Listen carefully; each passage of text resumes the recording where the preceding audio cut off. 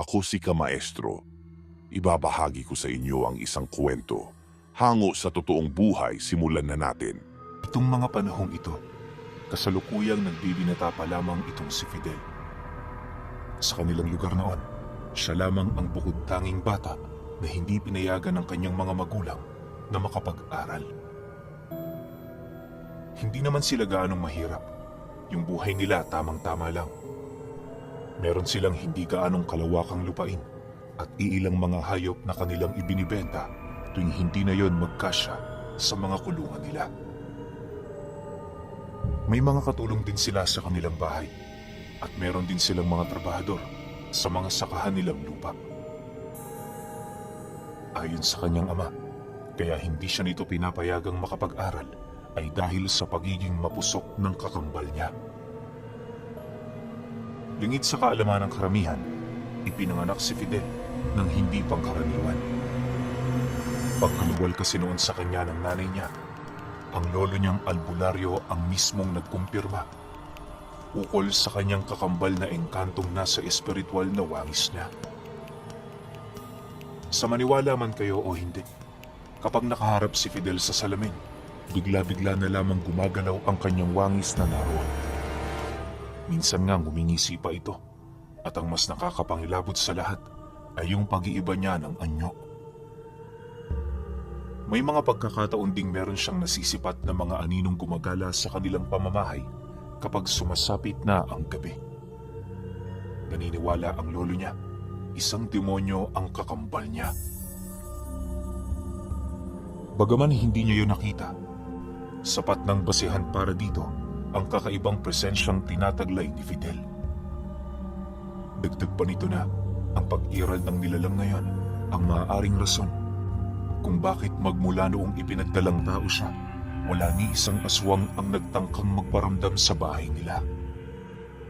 Yun ang nag-iisang rason kung bakit hindi siya lumaki kagaya ng ibang bata. Nauunawaan naman yun ni Fidel, pero syempre bilang isang tao, hindi rin niya maiwasang malungkot ukol sa sitwasyong kanyang kinalalagyan. Gayunpaman, sa kabila ng lahat ng yon, napipilitan pa rin siyang humanap ng paraan para makipaglapit sa mga batang kaedad niyang naninirahan din sa kanilang baryo. Sa paglipas ng mga taon, lingid sa kaalaman ng kanyang pamilya, meron ang naging kaibigan itong si Fidel sa lugar nila. Nakilala niya yon sa kanilang bahay mismo, noong mga panahong may pumunta sa kanilang magsasaka para magdala ng mga inani nilang palay. Sa sobra kasing pagkaabala noon ng mga magulang niya, hindi na siya nito napansin na nakikipag-usap na pala. Matapos ang mga pangyayaring yon, doon na nag-umpisa ang kanilang pagkakaibigan. Tuwing kapasan at taniman ng palay, yon ang nagsisilbing hudyat nilang magkakaibigan para gumala kung saan-saan. Hindi naman siya noon natutunugan ng kanyang pamilya, lalo ba't marami din yung ginagawa. Akala ni Fidel, makakabuti sa kanya ang ginagawa niyang yon, pero hindi naglaon, napapansin na niyang napapadalas na ang pagkakaroon nila ng mga lakad. Isang araw, habang nag-uusap silang magkakaibigan, doon nila napag-usapan na dumayo sa kabilang baryo. Nagkataon kasing pista sa lugar na yan at nangako naman ng mga ito na hindi na sila doon magpapaabot ng gabi. Dagdag pa nito na titingin lang sila ng mga ganap sa baryo tapos uuwi na. Nang marinig naman ni Fidel ang tungkol dito, agad naman siyang umalma sa kadahilanang nasisiguro niya malalaman na yon ng kanyang mga magulang. Pagkarinig naman ng mga kaibigan niya sa sinabi niya, tumitig lang naman yun sa kanya habang seryosong nagwiwika ang isa sa mga ito ng, "Akala ko, gusto mo palaging sumama. Huwag ka nang mag-alangan pa, Fidel. Minsan lang to. Sige na, magbihis ka na. Hihintayin ka namin sa labasan ng bahay ninyo." Matapos naman itong makapagwika, agad naman yung umalis sa kanilang pamamahay. Paglaho naman ng mga ito sa paningin niya, dali-dali naman siyang bumalik sa kanilang tahanan habang maiging pinag-iisipan ang tungkol sa pagyaya ng mga kasama niya. Sa pagpasok niya noon sa loob ng kanyang silid, napilitan naman siyang magbihis, gawa ng nahihiya siyang huwag sumipot sa lugar kung saan maghihintay ang mga ito. Paglabas naman niya sa silid niyang yon, bahagya naman siyang natigilan matapos niyang masipat ang lolo niyang animoy naghihintay sa kanya. Sa pagtitigan naman nilang dalawa, dahan-dahan naman yung tumayo habang nagwiwika sa kanya ng, Tutuloy ka ba talaga, Fidel? Huwag kang mag-alala. Hindi kita pipigilan. Sa halip pagtatakpan pa kita sa iyong mga magulang. Konting paalala lang, Apo. Ang pupuntahan niyong lugar, pinamamahayan ng hindi mga pangkaraniwang tao. Sa gitnang bahagi ng daang nagdudugtong sa baryong yon, nakaluklok ang isang baryo na pugad ng mga aswang. Abisuhan mo ang mga kaibigan mong mag-iingat sila roon sapagkat pangunahing pagkain ng mga nilalang na naroon ay ang mga batang hindi pa humihigit sa edad na 20. Dagdag pa ng lolo niya na hindi naman sa tinatakot siya nito pero nagsasabi lamang yon ng totoo. Naniniwala rin ito na mas malakas na ang mga aswang na nakatira sa lugar kumpara noong mga nagdaang taon. Pero ayon sa lolo niya, wala siyang dapat na ipag-alala sa kadahilan ng nasisiguro nito. Hindi siya nito magagalaw. Sapat na ang kakambal niya para bigyan siya ng mga ito ng respeto. Subalit, yung mga kaibigan niya, hindi ito sigurado kung hahayaan ba yon ng mga aswang kagaya ng gagawin sa kanya. Matapos naman itong marinig ni Fidel, wala na nga siyang nagawa kundi ang sumama sa mga kaibigan niya yun. Sa isip-isip niya, kung hahayaan niyang tumungo sa ibang baryo ang mga ito na hindi siya kasama, maaaring hindi na yon makabalik pa. Ayaw naman niya yung mangyari, lalo pat tinuring niya na yung parang mga kapatid. Makalipas pa ang ilang minuto, agad naman siyang nagpaalam sa kanyang lolo. Pagkalabas niya noon sa kanilang tahanan, hindi na siya nag-alangan na tumungo sa lugar na kanilang napagkasunduan. Sa pagdating naman niya sa lugar na yon, doon bumungad ang dalawa niyang kaibigan na kanina pang naghihintay.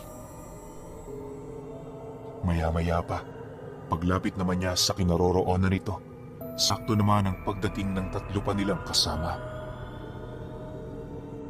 Bago nila lisanin ang lugar na yon, ipinakilala muna si Fidel ng mga kaibigan niya sa mga kasama nito. Ayon sa mga ito na, mas mainam kung tutungo sila roon ng grupo, gawa ng malapit ng sumapit ang takip silim. Matapos naman itong makapagwika, mariin naman itong inilahad sa kanya. Wala siyang dapat na ipag-alala dahil bago sumapit ang alas 8 ng gabi, nakauwi na sila. Nang marinig naman yon ni Fidel, tumangulang naman siya pagpapakita ng kanyang pagsang-ayon. Pero sa isip-isip niya noon, kahit ayaw niyang sumama, wala siyang pagpipilian dahil sa mga ibinigay na detalye ng lolo niya. Alam ni Fidel na hindi yun nagsisinungaling sa kadahilan ng magmula noong purong katotohanan na ang kanyang naririnig na namumutawi sa bibig nito. Pagkaraan pa ng ilang minuto, doon na nagsimulang umusad ang kanilang grupo. Habang binabagtas nila noon ang daan, paisa-isa naman silang binigyan ng sulo ng kanilang kasamang may hawak nito.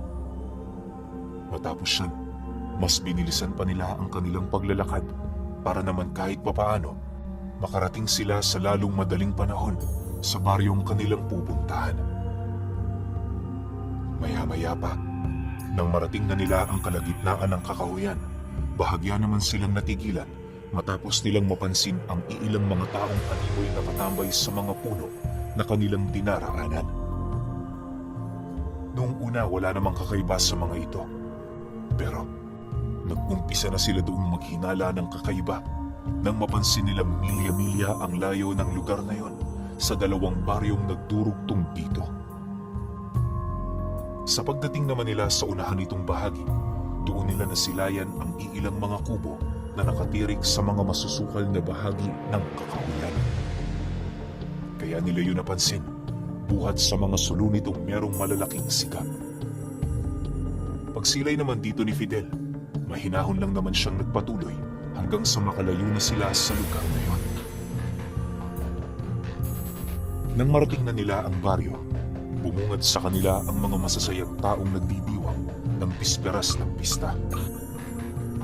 Matapos naman nila yung makita, agad naman silang tumungo sa liwasan para tingnan ang kasalukuyan doong nangyayari.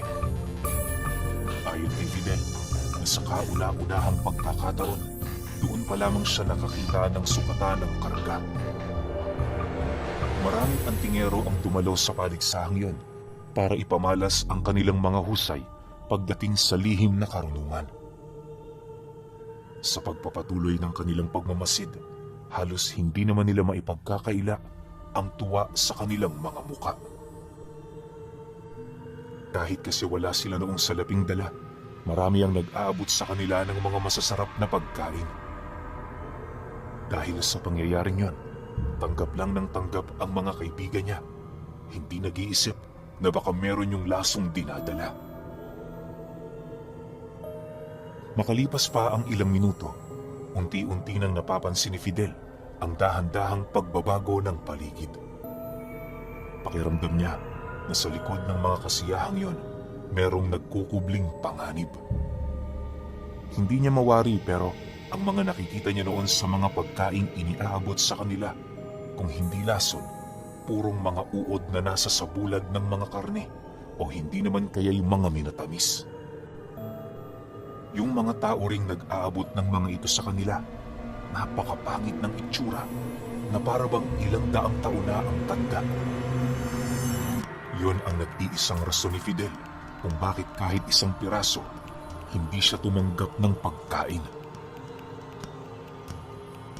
Habang dahan-dahan ding lumalalim ang gabi, napapansin din niyang karamihan sa mga pangkaraniwang tao bumabalik na sa kanilang mga tahanan. Yung ibang mga hindi normal, patuloy pa rin nakikipagsaya na para bang naghahanap ng kanilang mga biktima. Upang hindi naman masira ang pagsasaya noon ng mga kaibigan niya, pinilit naman niya ang kanyang sarili na makisabay sa ginagawa ng mga ito. Maya-maya pa, habang nagkakasiyahan sila, meron sa kanilang lumapit na isang matandang babae, bitbit ang isang mangkok ng karne. Pag-amoy naman ng mga kasama niya sa pagkain yon, bakas sa pagmumukha nito ang labis nitong pagkatakam. Ngunit pagsilay naman doon ni Fidel, kitang-kita niya ang iba't ibang uri ng insekto na naglalabas-masok sa bawat parte ng karning yon na parabang ilang linggo na itong nabubulok. Nang akmang ibibigay na ng matandang yon ang mangkok sa kanyang mga kasama, dali-dali naman niya yung hinarang, sabay wika rito ng, pasensya na kayo, Ale, pero busog na ang mga kasama ko. Ibigay niyo na lang yan sa iba, yung hindi pa nakakakain. Dagdag pa niya na, alam niya ang tunay na nilalaman ng karning yon, kung kaya't hindi siya maluloko ng matanda. Dahil sa kanyang sinabi, humagigik lang naman ito habang sumasagot sa kanya ng, Bakit ka nangingialam? Baka nakakalimutan mo, iho, kung saan panig ka nabibilang. Mag-isip ka ng mabuti kung ayaw mong madamay. Matapos naman itong marinig ni Fidel, bigla namang nandilim ang kanyang paningin sa kadahilan ng hindi niya na kayang sigmurain ang tungkol sa pangiinsulto nito sa kanya. Paghahawak naman niya noon sa kwelyo ng matanda, agad naman niyang ipinakita ang kaanyuan ng kanyang kakamban na siyang naging sanhi upang mapasigaw yun ng malakas. Paulit-ulit na rin yung nagpupumiglas na parabang gustong-gusto ng kumawala mula sa kanyang pagkakahawak. Maya-maya pa, pagbitaw ni Fidel sa matandang yun, bigla namang nanumbalik ang kanyang maamong pagmumuka habang masaya roong nagwiwika ng, Umalis ka naman ng, ayoko nang makita ang pagmumukha mo rito. Nang marinig naman yon ng matanda, dali-dali naman yung umalis sa kanyang harapan. Sa paglayo nito sa sentro, agad naman itong itinapon ang mangkok na hawak-hawak nito. Matapos naman ang mga pangyayaring yon, sakto naman ang paglapit ng kanyang mga kaibigan sa kanya habang gulat na gulat buhat sa kanilang mga nakita. Pagtanong naman ng isa sa mga ito sa kanya, agad naman niya yung inabisuhan na kinakailangan na nilang umalis sa lugar na yon. Ayon kay Fidel, hindi na sila roon ligtas dahil sa pagsialisan ng mga antingerong nakiisa sa paligsahan. Ani pa niya na, lagpas na sila sa kwota nilang oras, kaya sa ayaw man nila at sa gusto, uuwi na siya. Dahil sa kanyang sinabi, wala namang nagawa ang kanyang mga kasama kundi ang sumunod. Aminado naman kasi ang mga ito kahit papaano, sumobra na sila sa oras ng kanilang napagkasunduan. Habang naglalakad sila noon papalabas ng baryo, naging maayos naman ang lahat. Yung iilan sa kanila panay pa ang tawanan habang patuloy na binabagtas ang daan. Hindi naman yun gaanong pinansin ni Fidel, lalo pat marami pa siya noong mga bagay na iniisip. 10 minuto pa noon ang lumipas, muli na naman nilang narating ang parte ng daan kung saan merong mga nakatirik na kubo. Pagsilay naman nila sa paligid nito, bigla naman sila noong napatahimik, gawa ng pakiramdam nila merong nagmamasid sa kanila. Napakalamig ng simoy ng hangin sa lugar na yon, sinasabayan ng makapal na usok na hindi naman nila mawarin kung saan ang galing. Maya-maya pa, unti-unti nang nag-iiba ang kanilang mga pakiramdam. Yung iba sa kanila sumisiksik na sa gitnang parte ng kanilang grupo, habang ang iba naman hindi na makapagsalita dahil sa takot. Si Fidel naman noon, kalmado lang sa paglalakad, nagiging pinakikiramdaman ang mga nilalang na alam niyang kanina pang nagmamasid. Nang akmang papalabas na sila noon sa kakahuyan, doon na nila tuluyang nasilayan ang 2 lalaking may dalang sako at mahabang sundang. Sinubukan pa nila yung kausapin pero imbis na sumagot ang mga nilalang na yon, dahan-dahan lang yung nagsiangin. Pagpula ng mga mata nito, wala na ngang nagawa ang kanyang mga kaibigan kundi ang magsibulasan ng takbo. Si Fidel naman noon, nanatili lang sa kanyang kinaroroonan kasama ang 2 niyang matalik na kaibigan. Kahit takot na ang mga ito, hindi pa rin nila ninais na layuan si Fidel, gawa ng sa isip-isip nila.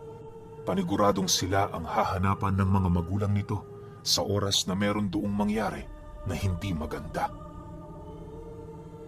Pagsilay naman ng lalaki sa kanilang ginawa, agad naman itong sinenyasan ng isa nitong kasama na habuling ang iba pa habang dahan-dahan naman yung lumalapit sa kanila. Nang makaharap na ito ni Fidel, panay naman ang ginagawa nitong pag-angil na parabang naninindak. Ilang beses din itong ibinaon sa lupa ang hawak nitong itak pero wala naman yung napapansing pagkasindak sa kanyang katawan. Dahil dito, tumawa lang naman ito habang nagwiwika sa kanya ng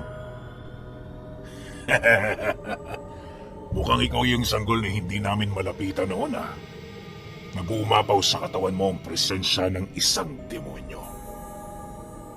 Ibigay mo na lang sa akin yung 2 mong kasama para naman malaya ka nang makaalis pa rito. Pangako, hindi ka namin gagalawin. Nang marinig naman ni Fidel ang sinabi nito, kampante naman siyang sumagot ng Hindi mo talaga ako magagalaw dahil hindi mo naman ako kaya. Huwag ka na makipagkasundo pa. Di mo ako dyan madadala.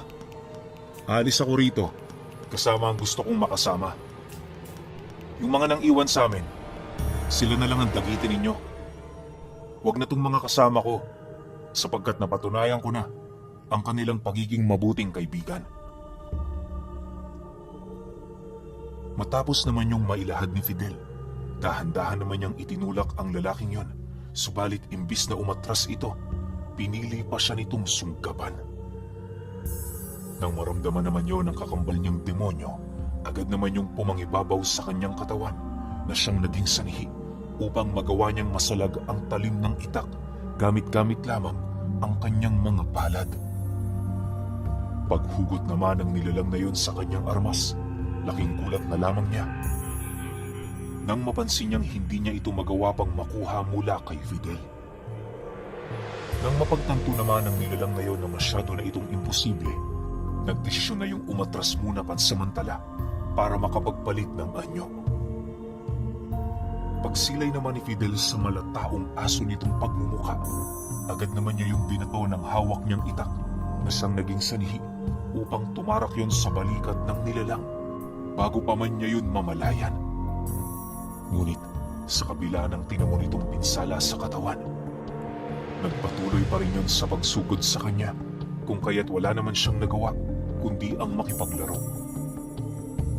Sa halos kalahating oras nilang pagbubuno, saksing buhay ang mga kaibigan niya kung papaano niya paglaruan ang mga nilalang ngayon. Sa kahit anong aspeto ng pakikipaglaban, palaging may lamang itong si Fidel. Upang maipakita niya ang kabuuang lakas ng kanyang kakambal, sinalag niya ang lahat ng pag-atake nito gamit-gamit lamang ang kanyang dibdib. Pagtarak naman ng matatalas nitong mga kumo sa kanyang katawan, laking gulat na lamang ng nilalang na yan nang mapansin itong unti-unti nang naaagnas ang kabuuan nitong kamay dahil sa pagtalsik doon ng dugo ni Fidel. Hindi naglaon nang tuluyan na yung mawala ng lakas. Agad namang lumayo sa kanya ang mga nilalang habang patuloy pa rin yun sa pag-angil. Nang mapansin naman ni Fidel ang pagkasindak nito sa kanya, nagdesisyon siyang ipamalas dito ang kabuang presensya ng kakambal niya. Pagramdam naman ito sa kanyang napakabigat na presensya, agad namang bumagsak sa lupa ang buong katawan nito, umiiyak habang paulit-ulit na humihingi ng tawad sa kanya. Maging ang mga aswang noon na nakapaligid sa kanila, nagsiluhod na rin sa harapan niya. Matapos namang masilayan ni Fidel ang ginawa nito, agad naman niyang inutusan ng kanyang kakambal na huminahon. Sa isang iglap, nawala naman ang presensya nitong pinakawalan sa paligid na siyang naging sanhi upang makahinga na ng maluwag ang pangahas na aswang na nakipagduelo sa kanya. Sa muling pagsilay nito sa kanyang kinaroroonan, mangiyak-ngiyak naman siya nitong pinagmasdan na para bang nagpapaawa para sa kaligtasan ng sarili nitong buhay.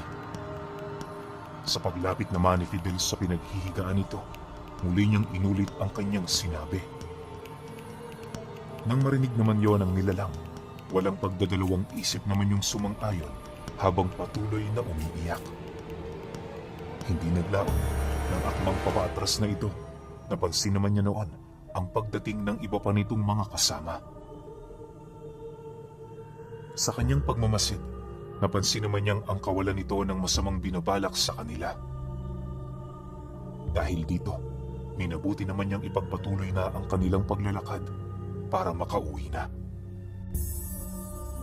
Paglayo nila noon sa lugar, nagpumilit pang bumalik ang kanyang mga kasama pero hindi niya na yun pinahintulutan pa.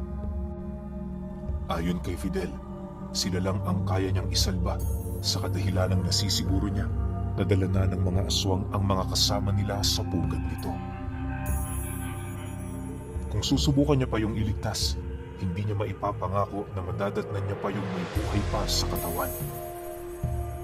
Naniniwala kasi si Fidel noon na kapag nahuli ng angkang yon ang kanilang biktima, agad nila yung pinapatay upang hindi na yon makalikha pa ng anumang ingay. Dagdag pa niya na umiiwas din siya sa anumang sigalot laban sa mga ito, gawa ng maaaring madamay ang kanyang pamilya. Nang marinig naman yon ang kanyang mga kaibigan, wala naman yung nagawa kundi ang manahimik. Sa paglipas pa ng mga araw, naging madalang na ang pagpaparamdam nito sa kanya. Hanggang sa hindi naglaon, nabalitaan na lamang niya wala na ang mga ito sa kanilang baryo. Di naman yun pinagtuunan ng pansin ni Fidel dahil inaasahan naman niya ang ganoong bagay. Imbis na problemahin niya ang dalawa, mas pinili na lamang niyang pagtuna ng pansin ang mumunting hanap buhay nila. Alam niyo, pinuno, magmula noong nangyari ang bagay na yan, lahat ng aswang na naninirahan sa baryong yon ay naging trabahador na nila. Hindi na nito nilubayan si Fidel sa kadahilanang naniniwala ang mga ito na si Fidel at ang kakambal niya ang angkop na mamuno sa kanilang baryo. Subalit, sa halos ilang beses nitong pag-alok sa kanya, pinili naman niya yung tanggihan hanggang sa napagpasyahan na ng mga ito na muling bumalik na lamang sa kanilang baryo. Subalit habang tumatanda siya, naging kalat naman ang kwentong ito sa kanilang lugar na binigyan nila ng bansag na kambal ni Fidel na kinakatakutan ng mga aswang.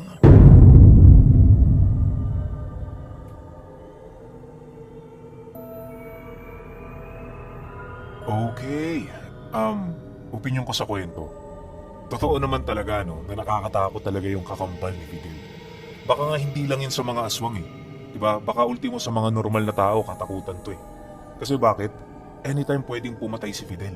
Lalo na kapag ginusto niya o ginusto ng kakambal niya.